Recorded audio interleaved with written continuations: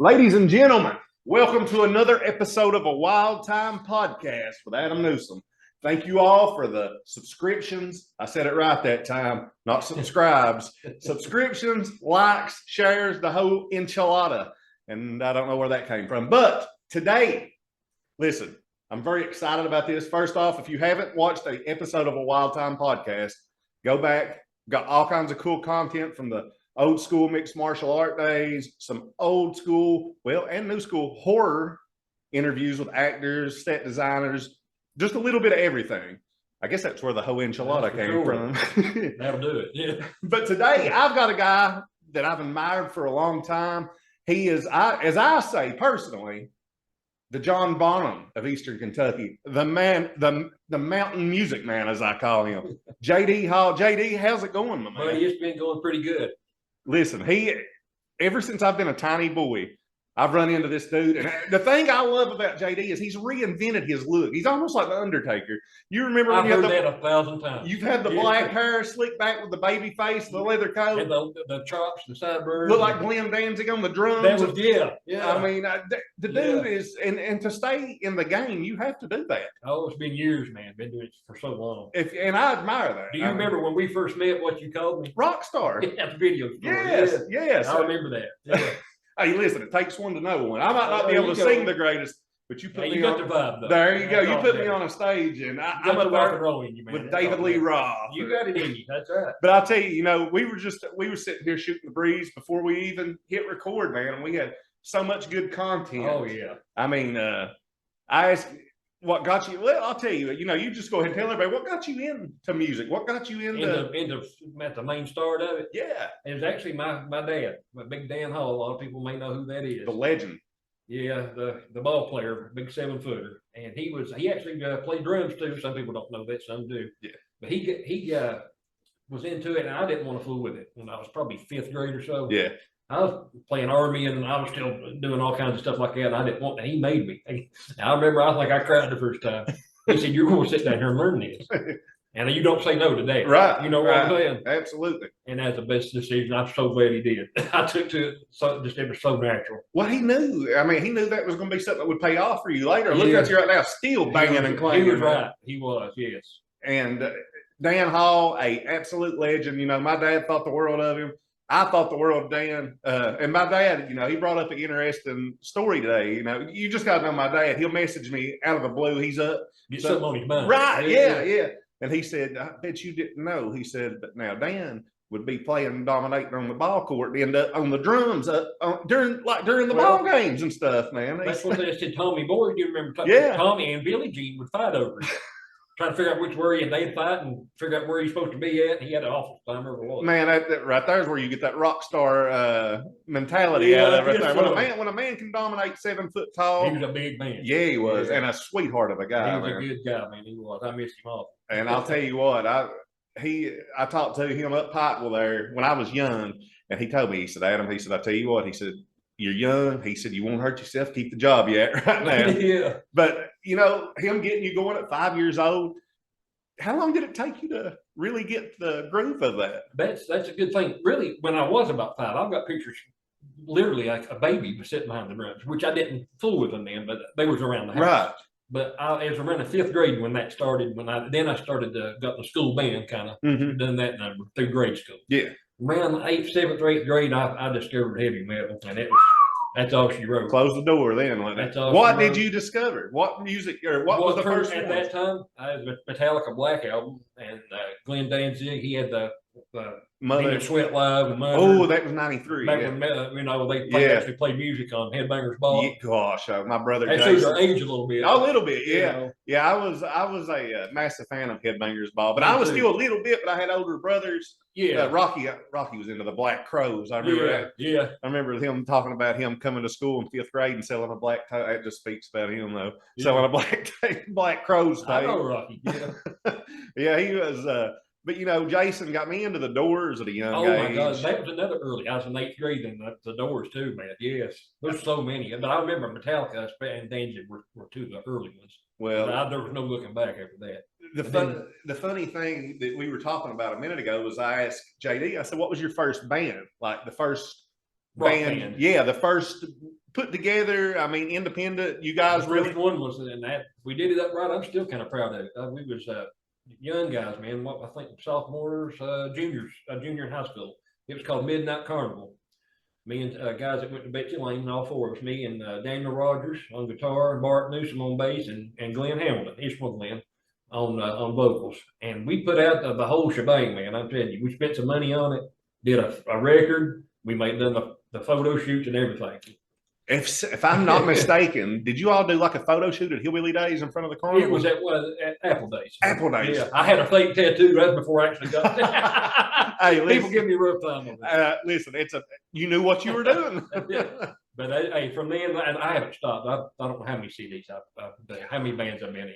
It seems like Jerry Scott and you guys may have done something one We time, did. and he had a CD and gave what? it to me, and he You was know like, what? "I listened." The daggone thing was good. Yes, very good. I have to give him credit. He did good on that. I mean, the whole like I didn't know what to expect. I'll be honest. I know. I'm still impressed with it. Because he was like, That's "Man, I wrote Wretched this one Divine. about Wretched Divine." He said, "I wrote that one about George Bush." And he was like telling me all this. I sit and work with him a long time, and he did good. He did do He good. did. Shout out to Jerry Scott, Yeah. Mountaintop Media, the man up there right now, doing a wonderful job. But Wretched Divine, that was another good band. It was a good one, man. It was. That's about 2004, I think. But now back to Midnight Carnival, like you said, it's inspiring to me. Well, I'm an older guy now, but it inspires me to know that you all did that at a young age, where kids nowadays can look at it and be like, "We can do." They don't do it now. It's all And this was YouTube. before all that. Right. Was before YouTube, really. We was going old school still, kind of at the time. Well, you got to experience that. That's what I'm saying. Still going to the record stores and having Flyers up Yes, everywhere. flyers. Yes. Oh, I've done all that. Yeah. And that's We'll trade it for nothing. you've got so many good memories just out of that. I could write a book, man. It's Well, that's something to do. Yeah. I mean, heck, I would. it's not all fun and games, and there's some heartache in it, but it's a lot of glory too, you know. Right. It's got I can remember, shoot, it's been, 16, 17 years ago, I knew a guy that was a really heck of a guitarist down in Prestonsburg, and he knew that you probably do. He passed away.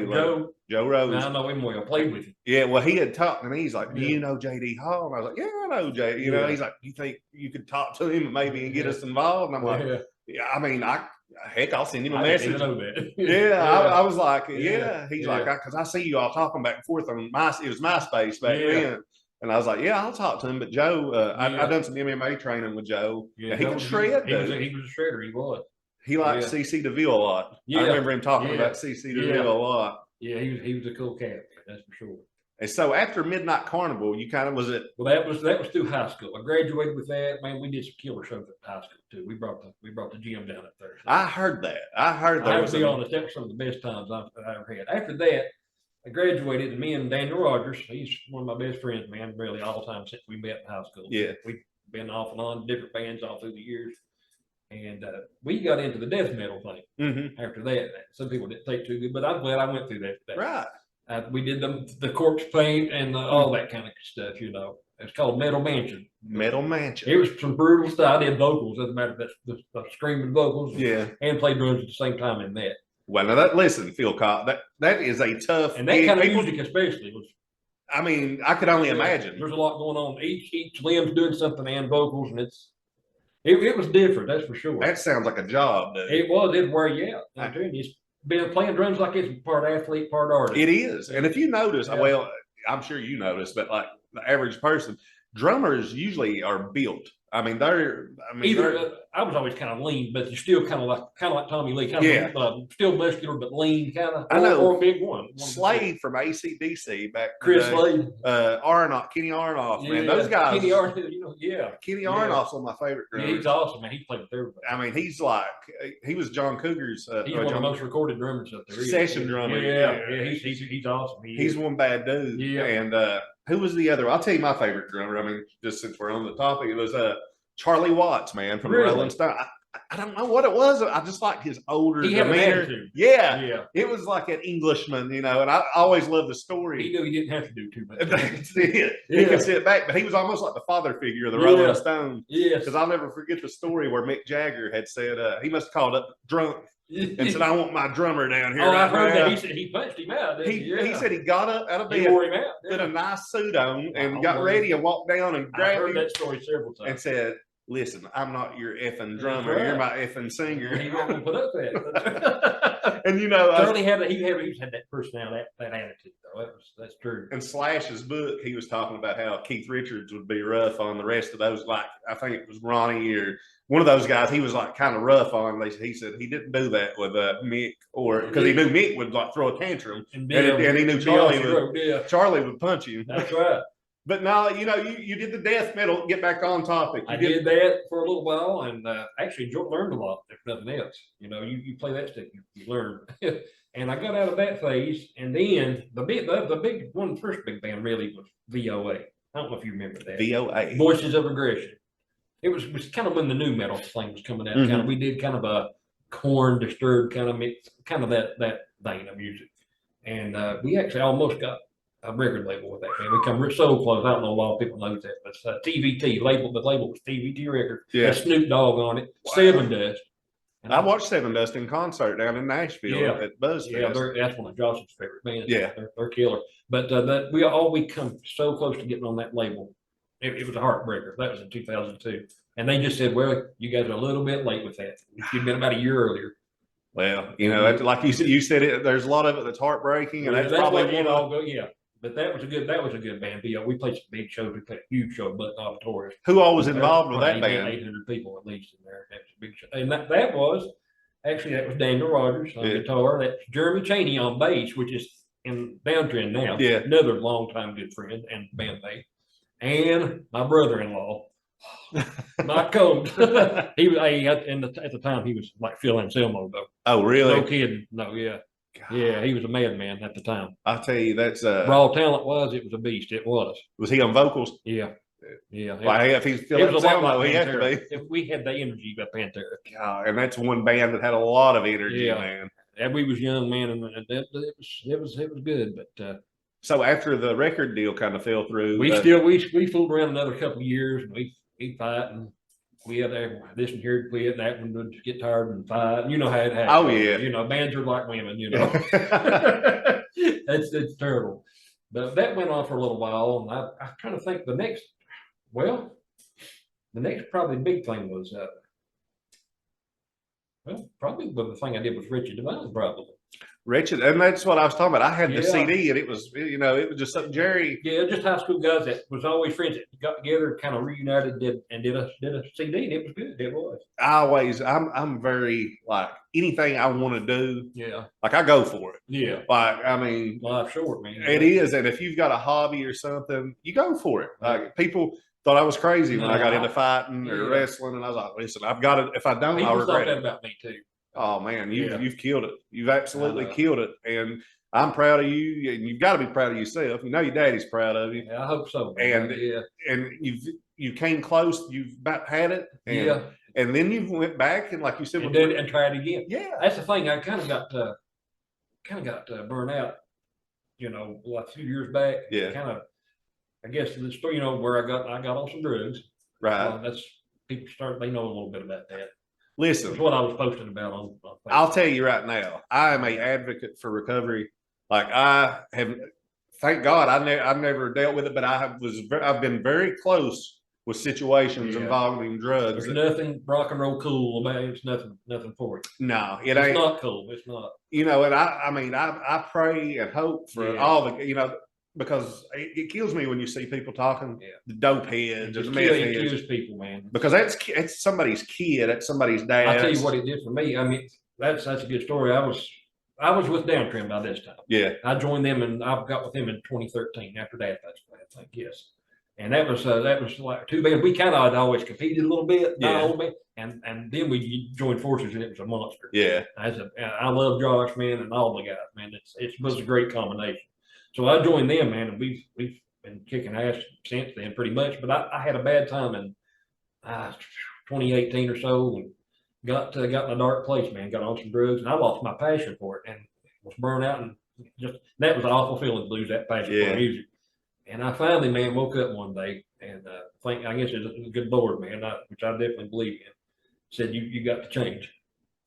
Well, So, that's the first, they always say anybody that's had an addiction and recovered, they say you've got to do it for yourself. yeah, I mean, nobody else can make you. You've got to wake up it was like you hard too. did. It was hard. It was me. Oh, too. yeah. I can't even believe it, but it was. And I actually I got a divorce, which all that kind of thing. But I ended up. I was determined to try to make a comeback. That's Well, what I lost. I lost 120 pounds in about 6 months. I kicked the drugs. man, Thank God. amen. And I tell you what, I feel better than I did when I was 20 years old. You look awesome. I really do. I don't know how I feel that good. I mean, dude, listen to me. I'm not just saying this. I'm all about, I don't know why I've always been about a comeback story, not just like in sports, but in life, in general. Yeah. And that's what I love so much about you is, like you said, it's no secret. You were down. Yeah. I don't care. There's nothing shameful. No, I mean, everybody help somebody. right. That's exactly right. Yeah. And for you just didn't throw the drugs down, but you It was decided all of it too. you decided you're going to fix your lazy, body. just lazy. Overeat, smoking. I laid all of it down. I want to try to make a whole new life. And you have done it, dude. I mean, and look at you. And I'm still, And then I got starting to get into the weightlifting a little bit. Ain't nothing like I had up here. Well, hey, listen. I'm working on it. I don't have a diet. That's my problem. But no, listen, you're a mountain of a man. And big nature, I guess, but start with a little bit. But so you've got a lot to work with. I haven't been doing it long either. Well, like I said, dude, you've got a good frame. You're tall. You've got a new life, new energy. Yeah, that's my goal. I'm gonna try to get as fit as I can, man. And I've got my passion for music big time. And speaking of, you've got some stuff on the horizon a little bit. That's what I was getting ready to bring up next. Downtrend is I've got them fired back up too with a new enthusiasm. So I'm really happy about that. So we just got through. We just hit the studio about a week ago. Yeah. I want to have to give a shout out to John Chaney too. John Chaney. That's the new studio we use, man. He's incredible. He's made this sound like thunder, man. Yeah. And he's got it's called Angry J Audio. That's what he calls his studio. He hasn't got everything up and running yet professionally, got his logos, copyrighted and everything, but that's what he goes as up around Millers. Yeah. But I just wanted to give a shout out to him. He did great. Angry J Studios? Yeah. Angry J John Studios. Chaney. John Chaney. He's incredible. But he did Downtrend has a single come out. Won't be out till about the first of the year. Okay. It's being mastered in Nashville right now. It's called Backroads. And if you're into anything like a modern raunchy Motorhead kind of a modern Motorhead type of anthem kind of thing that can actually be played on some radio. Yeah. It's a weird combination. Right. It's catchy too. Well, it sounds good. It's pure rock and roll to the core. And Josh Crumb's involved. Mr. Josh Crum was the main squeeze. I love Josh. Yeah. He's man, I can go show up at ball games with him and we just talk music or horror movies. Yeah, you all got a lot in common, man. That's for sure. Well, he's a great guy. He is a great guy, man. He is. He's a heck of a dude, and didn't he go out to that Ozzy Osbourne thing? He sure did. He's all time flying something. I can't keep up with him. I tell you what, he's held this thing together, man. Downtrend. Yeah. All right. It's not easy to do. Didn't you guys have a manager at one? I'm trying to think if there was a manager I used to know. He was involved with Downtrend or something like that. That might have been before. I bet it was. Yeah. Yeah. Well, both my old bands had them, and Downtrend had them before I joined. Yeah. But better off without them in a way. Oh yeah. They are, man, because you've got so much experience. I'd say between me and Josh, say y'all don't need much. There's a lot, but I'm telling you, me and him actually. I thought we butt heads. We work like a glove, hand in glove. Man, that is. Yeah. We need to listen, Josh. You got to come on here soon. Dude. Yeah, that's what I was thinking. Listen, who knows? We may have Downtrend sit up down here, just blow. Hey, you never know. Blow the top off of it. Or an acoustic set. Who knows? But I'll tell you, it's been fun, man. I'm just gonna ask you some questions now because, like I said, you're up. You got this thing on with Downtrend. Just released or worked on a single coming and more out. on the way, by the way. Yeah. And more on the way. That's good news to a lot of Downtrend fans and rock fans in general. Yes. And I said, listen, we got to go through this. Let JD tell you all his story, what he's been up to, and then I'm going to ask him some questions. Give me the 5 albums that you would take with you if you could only, like if you were on an island or something. Appetite for Destruction. Great choice. Bloody Kisses. Another great choice. Danzig self-titled. Yeah. You said how many? 5? 5. 3 great. That's a 3 just right off the rip. That's not even one he had to think about. Gosh, let's see. It gets a little tougher after that. 3's always easier than 5. For some reason, I don't know. There's so many. I know. Music's my life are just so weird. Probably, I don't know. Probably something. Maybe even the Black Album. That's a great one. Can't go wrong with that, man. I don't know. Yeah. He's just so influential from, especially back in the day. Well, it means a lot to you, man. And the drum sound on that, the sound that Lars always got was incredible. Oh, almost forgot. Cowboys from Hell. Great. I can't believe I almost forgot. I've done that before, man. It's like there's so many. Yeah. I mean, and tomorrow it may change. Yeah. Because one day they're like, "Man, who's your favorite band?" Adam, it's like Guns N' Roses. I'm like, those first GNR and Danzig and Typo were probably about 3 of those favorite bands. If I was to take 5, I would take the Stone Temple Pilots' Purple album. That's probably my favorite. Oh, that's a great one. Probably my favorite album ever. I would take Use Your Illusions 1 and 2. I know. I mean, Appetite's, anything but like Appetite's the great, probably it's the greatest selling debut album ever. Yeah. But you take, to me, Illusions is every kind of aspect of music they added into one. They did. I love them. That was probably my favorite all time. I mean, it's like they epitomized rock and roll. They did, and they were like Mike Tyson of rock. They were boom, yes, sir. Fell apart. Yes, sir. And then let's see here. So Van Halen, 1984, Hot for Teacher. Yeah, that's my favorite Van Halen. Me too. Yeah, and it's sad because that was the end of the road for them. That's I know. I like the original, the '78 original. Oh yeah, Little Dreamer. That's got Little Dreamer on it. You can't beat those. And Billy Squires, Don't Say No. Would probably that's a good one. Probably I wouldn't have thought, but that's a good one. Oh yeah, Squire is on my Mount Rushmore, man. Yeah. Him, Axl, Scott Weiland, and David Lee Roth. That's my 4. Well, that's a good flamboyant front. That's it. If you shake them up and roll them out here, I would come out strutting. That's right. Not Ric Flair. Yeah, so 3 favorite drummers. I'm gonna make this easy on you. 3 favorite. I saw that you had posted. Somebody asked about 5. 3 would be. I could probably do 5. Well, let's go 5. I think Todd Meadows may have been the one that somebody did, and I was thinking about it earlier. That's another real tough, probably even tougher. But I've done a little thinking, and I'd have to say a huge influence on me is one would be Tommy Aldridge. I don't know if you know Tommy Aldridge. He played for Ozzy back when Randy Rhoads was with him. He played for Whitesnake, Black Oak, Arkansas. Oh, Jim Dandy. Yeah, he's a wild man. He's kind of pioneered the double kicks. Yeah, he's a madman. But he played for Ozzy too. So Ted Nugent plays for Ted Nugent. Just everybody. I love Ted Nugent's band back in the day. He's played. Yeah, this guy's played with everybody. He had a huge influence, and he would be one, of course, John Bonham. Oh yeah, obviously that's sounds cliche, but it's the truth. Right, What can you say?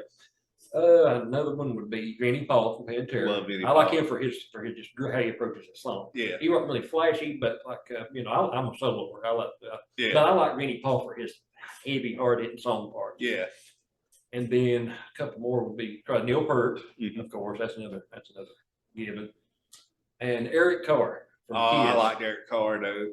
Underrated. Most people think Peter Criss, but Eric Carr was tough too. A lot of that '80s. I'm a big fan of the '80s Kiss stuff. I take a lot of heat for it. I was taking a lot too, but Eric was a big influence.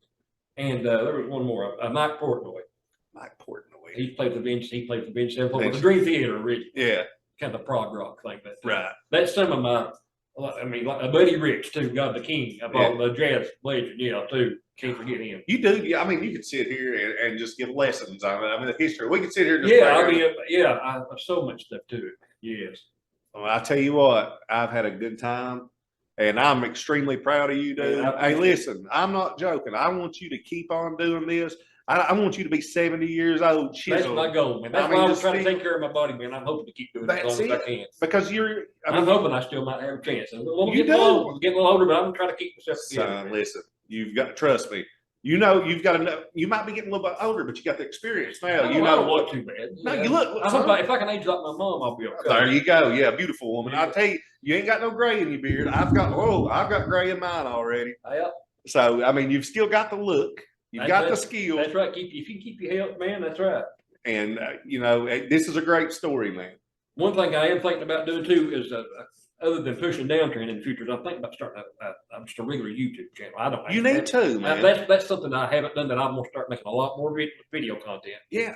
Me and Daniel Rogers, he actually helps me with that. We make a lot of jam videos, drum videos, and do all that. But I want to do more professional stuff like that, and I build an actual YouTube channel. Yeah, that's what I did with this. I started out with a podcast on air, or not on air, but on Anchor. It was on a cell phone app, and me and Dad done like top heavyweight boxers. And I've done a few here and there, but really it was this. Once I reached out to some like fighters and they decided to come on, I was just like, yeah. By the way, I'm proud of you too, man. You've done a lot of great stuff for the community.